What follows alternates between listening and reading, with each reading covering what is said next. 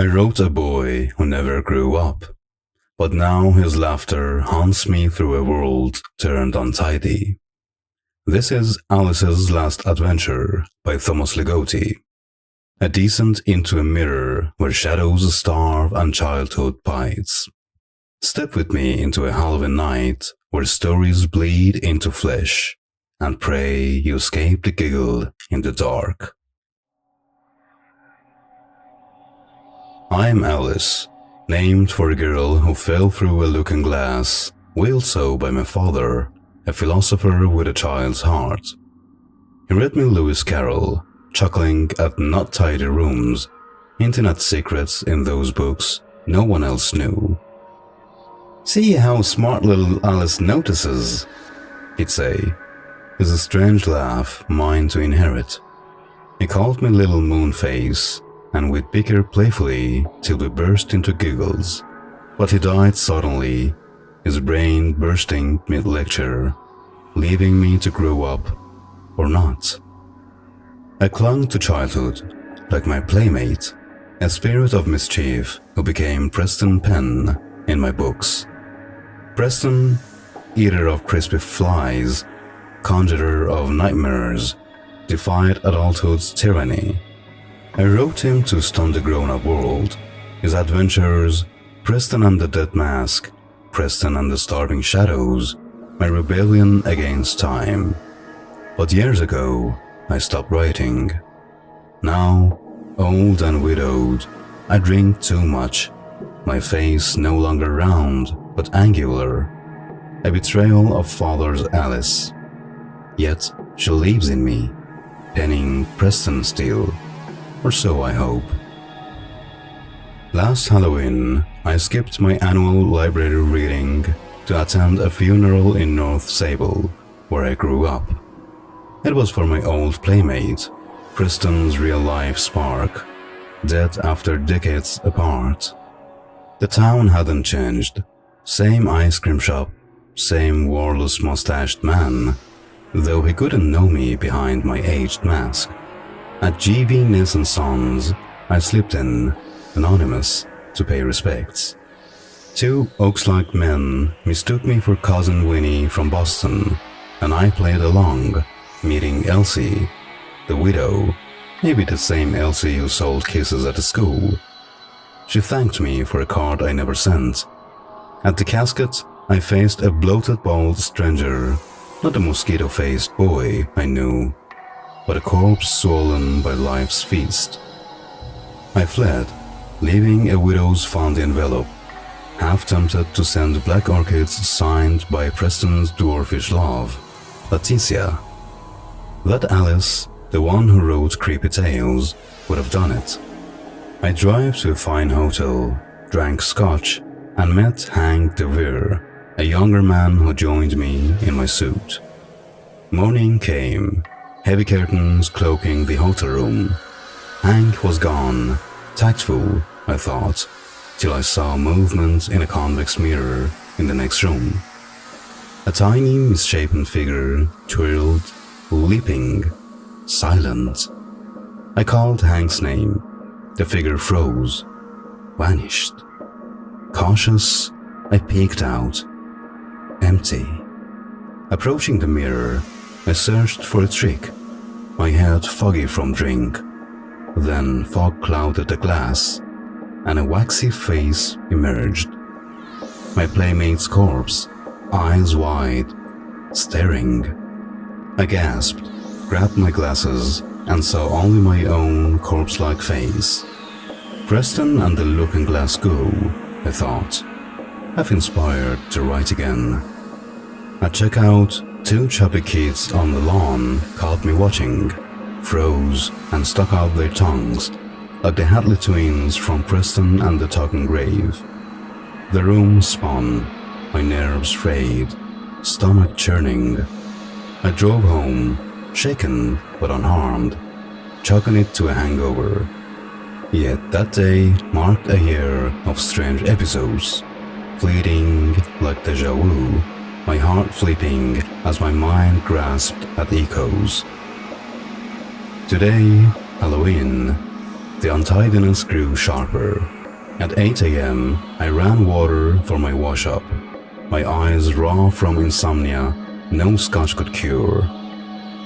Jessie, my cat, stared into the toilet bowl, tail twitching, then hissed and yowled, fleeing her perch for the first time. I peered into the water.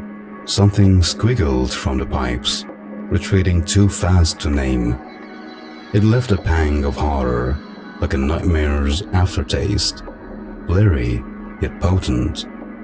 I couldn't focus it, as if I saw and didn't see. Brushing my hair, I tried to shake it off, but the impression lingered, a premonition. I drank through the afternoon, prepping for my library reading, a duty I dread. Children unnerve me, always have.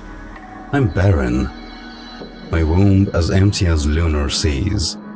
The other Alice, the one who wrote Preston's tales, loves kids and their chaos.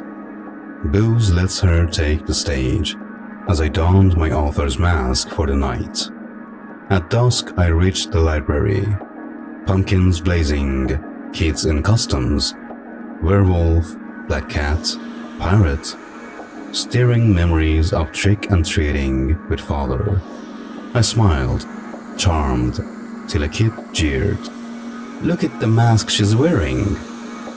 Stung, I fled down linoleum halls, finding Mr. Gross and some moms sipping coffee.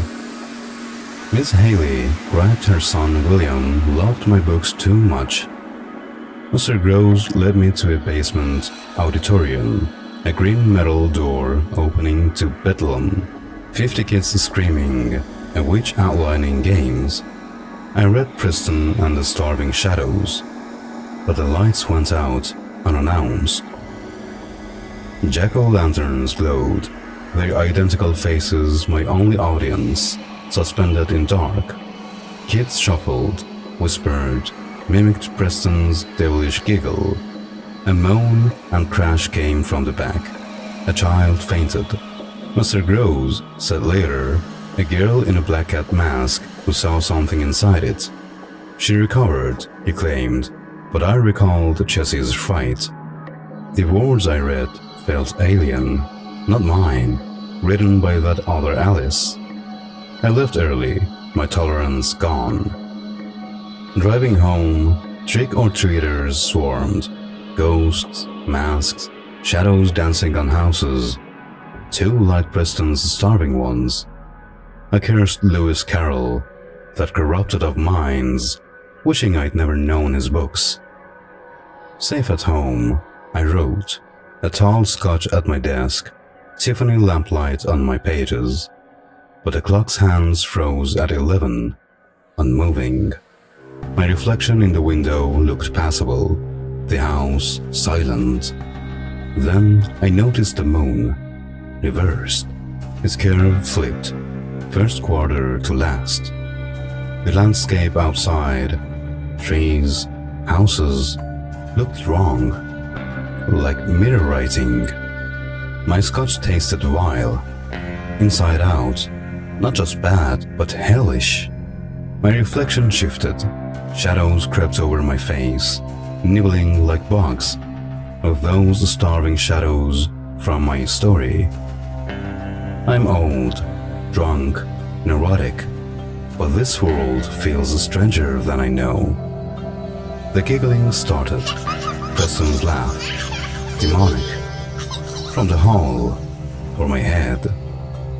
It's his, I'm sure, the laugh I imagined for him, my father's echo. But is it him, or an impostor? The giggling grows, Preston's inside and out, a blur of both. Shadows flowed my face in the window, stripping away, like in Preston and the Starving Shadows. I plead, there's no child's face beneath, no little moon face. It's you, Preston, isn't it? Your style, moon, clock, drink, window, but it's not fun. It's not funny. I've been good, just old. The shadows crawl out, devouring my face, my sight. I can't see. I can't see! Father, help me!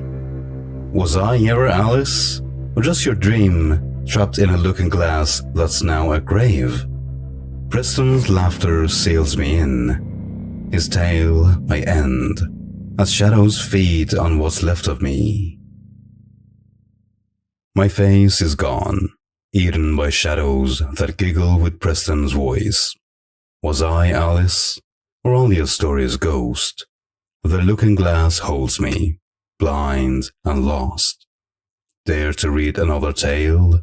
Subscribe and ring the bell to stay haunted. Tell me below, whose laugh haunts your mirror, and what's not tidy in your world?